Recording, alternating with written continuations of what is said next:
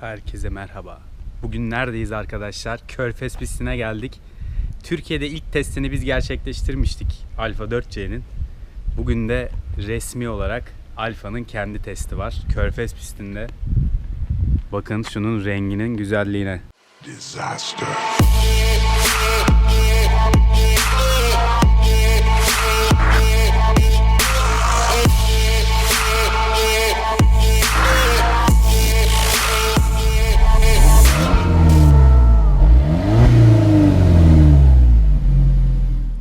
Arkalar 19, önler 18.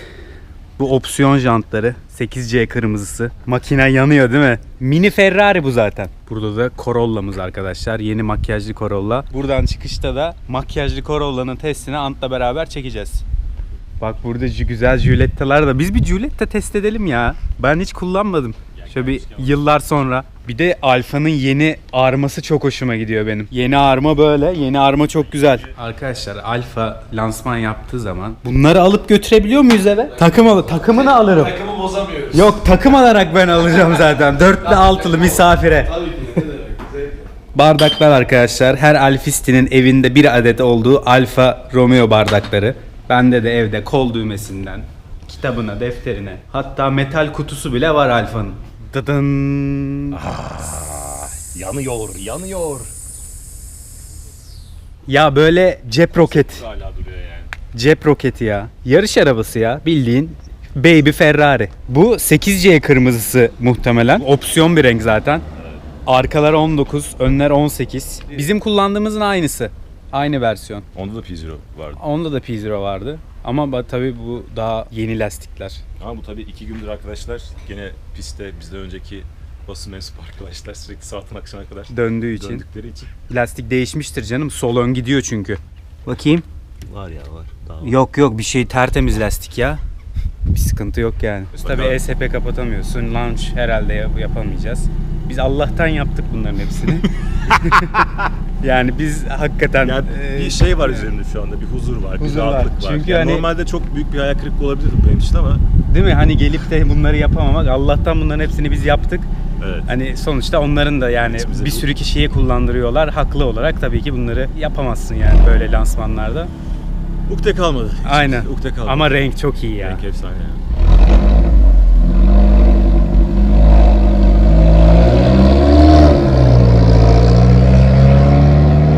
Ya 1.8 turbo bir araba için çok enteresan bir ses çıkartıyor. 1.8 turbo. Şimdi Spider'ı da çıktı. Spider'ı biraz daha ağır, bir 40 kilo kadar. Sesi güzel.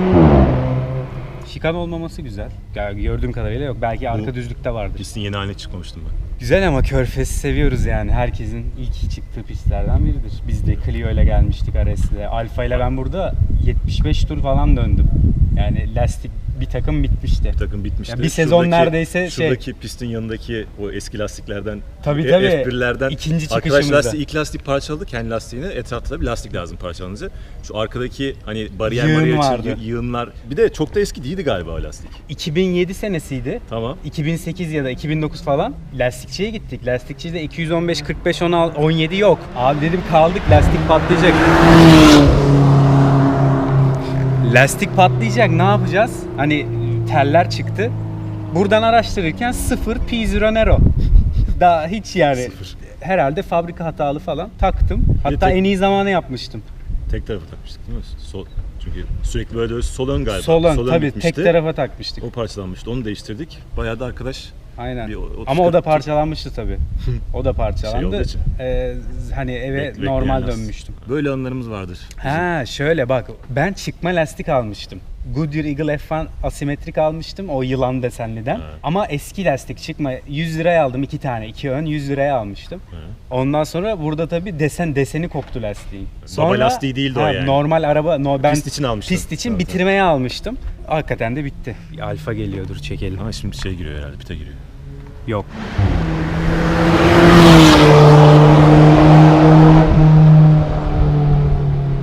...240 beygir, 1.8 turbo.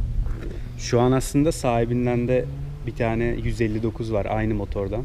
230 beygir. Fiyat da fena değil. 70 bin demine tam benlik ya. Şu anda zaten herkes sahibinden Şu an direkt girdi. O arabanın Araba da- şu an 65 bin. Aynen öyle. Gitgide piyasada Aynen. yükseliyor şu anda Aynen öyle. 159'ların. Bu araba 60 bin euroymuş arkadaşlar İtalya'da. Burada Yani maalesef 400 İtalya'da, İtalya'da bizde burada 455 bin 130 TL bin falan. euro. Öyle bir araba ki 4C. Hani bunun yerine bir ton şey sayabilirsin alacak. İşte Porsche alırım, bilmem ne alırım, Jaguar alırım, onu bunu alırım ama abi hiçbiri böyle değil ya. Ayrı bir şey yani. normalde üretilmesi aslında mucize olan bir araba. Sıra bende. Biz 2 tur mu atacağız sadece? Yok 2 tur değil. Abi, Yani o yanındayken istediğin kadar dön. Son derece sakin ve kurumsal bir testte daha. Daha doğrusu vlogla da. Hidrolik değil ya. Ne? Hidrolik değil ya yani Ha. durduğun zaman ya 1 kilometre hızla git direksiyon süper ama dururken döndürmek feca. Yeter ki buradasın. Aynen öyle. Teybi değiştirmişler. Alpin teyp var. Oho. Ama bu şey değil. Öbürü orijinaldi. Alfa logosu falan vardı. Baslar süper. O arabanın kendinden geliyor baslar. Bu sonradan takılmış herhalde. Şimdi DNA'nın D'sine basılı tutup arkadaşlar Alfa Romeo Race devrede oluyor. Ondan sonra launch kontrolü aktivite etmek için Ama da kurumsal olduğu için böyle şeyler. sordum launch kontrol yapabiliyor muyuz? Cık, ya dün Burak bir yaptı ama işte Herkes birbirine atıyor şey. evet tabii. Pist değişmiş, uzun yıllar oldu. Çizgisi falan bayağı bir değişmiş pistin. Şu ilk şey bayağı tanıdık geldi. Arkadakini Evet. kaldırdılar galiba. Aynen. Sen şeyde kullanmamıştın, Son Park'ta kullanmamıştın. İstanbul Park'ta kullanamamıştım. Dışarıda kullanmıştın. Bugün kullanıyorum. HG yok, OGS var. Çok medeni bir araba, OGS'si var. Evet. Mesela launch nasıl yapıyoruz Antçım? Nasıl yapıyoruz? Var mı ki öyle bir şey?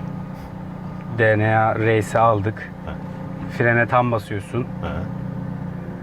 Gaza da tam basıyor.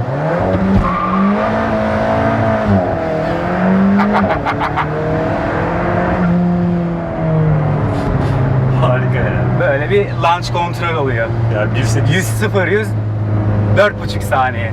1.8 ile tabii 900 kilo olunca araba bunları yapıyor yani. Aynen. 4C kapa mı katılsak, ne yapsak? Artık alıştık bayağı yani. Tabii tabii. Araba o kadar sert ki böyle körpleri kesince sanki iki teker havalanacakmış gibi geliyor. Ha.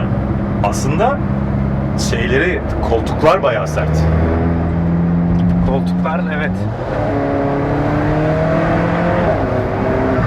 Kuşlar. Şu arka Westgate sesi çok iyi böyle. Çift. Aha. Direkt duyuyorsun.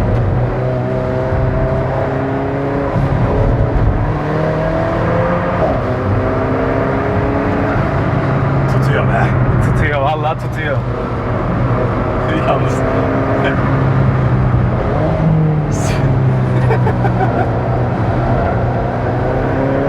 Bak nasıl bütün olarak dışarı açılıyor. Aynen.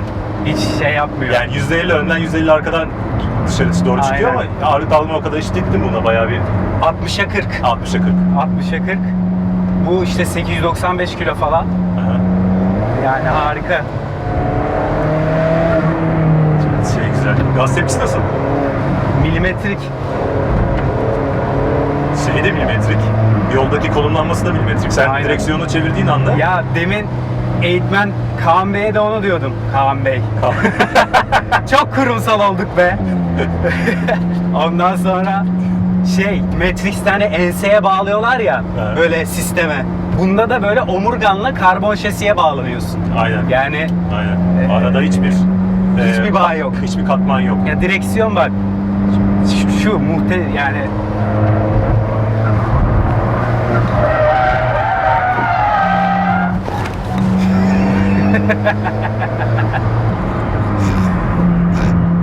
Ups. Ups, I did it again. Bir de buranın asfaltı şey değil. İstanbul Park kadar tutmuyor galiba. Hani Evet. bakıyorum mesela hani neredeyse yol asfaltı gibi. Oradaki Evet, daha evet, İstanbul tabii. Park'taki daha pütür pütür. İstanbul Park'ta öyle hemen yanlayamaz. Hiç olmamıştı böyle. Evet. Yani Ya şimdi gazlayacağım kızacaklar diye daha gazlayacağım. Ara sen yokla gene şeyi. Hani pit alanını yokla. Aynen. Hani bakan eden var mı? Yani. Araba bir de ortadan motor ya. Aynen. Yoksa buralar affedilmez yani.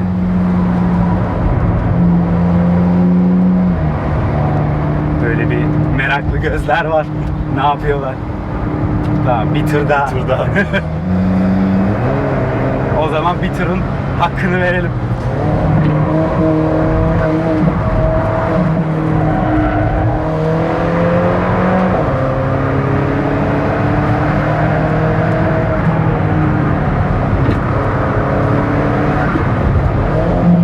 Sağ koltuk hakikaten şeymiş ya.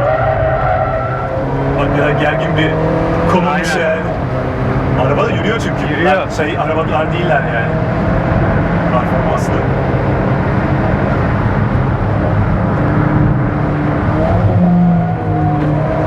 Frenlere ne diyorsun?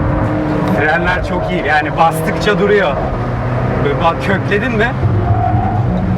Baksana direkt yarış freni gibi. Bir de fren aynı yarış arabasında olduğu gibi böyle tepede. Hani normal arabadaki gibi yerden şey değil. Böyle şöyle duruyor fren. Ferrari ya. Baby Ferrari Yerden ya. çıkıyor yani. Aynen bebek Ferrari. Bebek Ferrari yani. Çok telepatik. Çok telepatik bir araba. Aynen. Doğru söz bu, telepatik. Telepatik. Hemen tuşa basıyoruz boş. El frenini Şey de tüketimi de sıfır. tüketimi kaç yakmış Kaç? bakalım? Ortalama 16.3. Abi çok iyi ya. İyi abi ya. 9 Bu 2 gündür gazlanıyor bu araba. Aynen öyle. Şu anda. Aynen öyle. Bu herhalde hiç sıfırlamamışlardır. Hakikaten Yani ciddi sıfırlamamışlardır. Yok abi 13 saat şey diyor. 13 saatlik. Bir dakika. A tüketimi 20 litre. Bu herhalde bugün başladığı andan itibaren olabilir. Bu başladığından itibaren olabilir. B ortalama uzun tüketim yani. 13 Oğlum çok iyi saatlik lan. kullanım 16. Süper spor bu araba. Tabii canım. Yani güzel ya vallahi Alın, cihaz. az yakıyor. Alpin teybi de var artık. Evet. Kliması var. Klima, vallahi klima açık gazladık bu arada. Güzel, rahat yanlıyorsun klima açık. Güzel de güzel toplanıyor bu arada. Hani inşallah güzel Evet, çıkmıştır onu- bu şeyden. Dış görüntü yok ama yapacak bir şey yok artık. Evidence istemiyoruz. Aynen, Kanıt istemiyoruz. Körfez'de yaşanan Körfez'de kalın. Aynen. Arkadaşlar bir şey eklemek istiyorum. Alfa'nın teknolojisiyle ilgili bizim İstanbul Park testinde söylemeyi unutmuştum. Arabada EMC teknolojisiydi galiba ya da SPM mi neydi? Yani şöyle oluyor, adı önemli değil. Kaput kısmı birbirine yapışan panellerden oluşuyor. Bu tabii hafiflik ve sağlamlık getiriyor. Yani zaten açılmıyor ön kaput. Sadece arkada bir açılan yer var. Kalıba koyuyorlar, puf diye çıkıyor, direkt kaput. Onun alt bir iskeleti var. Üstüne yapıştırıyorlar kaputu. Sağlam bir hafif bir yapı oluşturuluyor. Bu da arkadaşlar makinenin kaputu. Şöyle ufak bir bagaj var. Zaten hatırlıyorsunuz testten. Burada da böyle bir... Yok, ön taraf hiç açılmıyor. Hiç mi açık? Tabii. Yeni Spider'da arkadaşlar bu kaput motor kapağı değişmiş. Değişik güzel böyle karbonumsu bir kapağı var galiba. Oh, sıcacık. Hava filtresi orada mı? Filtre şeyden direkt işte yandan alıyor havayı. Şimdi oradan direkt filtre. Zaten filtrenin yeri var orada. Mis. Soğuk havayı çekiyor. Direkt buradan filtrenin girişi var. Bagajda bir ufak bavul sığar ha. Ya da bunu bavul olarak kullanacaksın seyahate giderken. Direkt buraya katlayacaksın elbiseleri. Mesela o zaman bayağı büyük yani. Bu ne? Ha, yok. Ben de bir Hoparlör. woofer sandım aynen. Ha, burada da intercooler var. Intercooler ya direkt iki girişte çok işe yarıyor. Ha, tamam. Sol taraf intercooler, Yani sağ tarafta direkt filtre giriş. Ya pedal box, ya şu pedallar efsane ya. Yani arabanın kapısını açıyorsun, şasi numarası yazıyor, o bile, o şasi numarasının yazışı bile. Hemen şasiyi veriyorum. Zar 960.000 M falan filan. Alfalarda Zar diye başlıyor. İşte Alfa Romeo, Z ne anlama geliyor bilmiyorum. Herhalde İtalya, Torino M falan öyle bir şeydir. Bu şey değil mi? Sınırlı üretim değil. Yani Sınırlı üretim. hala üretiyorlar galiba. Üretiyorlar, Belli bir evet, hala üretiyorlar. Şeyi yok, limiti yok. Yok, hala üretiyorlar. Bu Satıcı araç var. bu arada 763 kilometrede arkadaşlar. Aynen, Klimalı gazladık, gayet güzeldi. Bir de bu yeni Spider'da yani opsiyon olarak bunda da var. Mesela kimileri bu şeyi sevmiyor. Karbon örümcek farları sevmiyor. Spider'da camla kaplı. Camla kapladılar. Biraz daha böyle 8C formu oluyor ama ben bunları çok seviyorum. Bu böyle şey örümcek havası katıyor arabaya. Önce kontağımızı yarım açıyoruz. Pompalar, beyin kendine geliyor.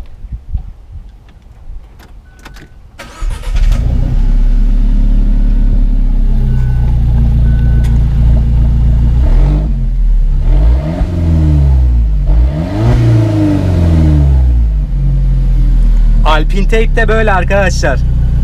Bizim kullandığımızda Alpine yani Alfa'nın başka bir şeyi vardı. Böyle iPod ekranı gibi. Buna Alpine koymuşlar. Biraz daha iyi öbüründen sesi. Ama zaten ses falan bu arabada hikaye. Konfor, ses. Bunları düşünmüyorsunuz bile.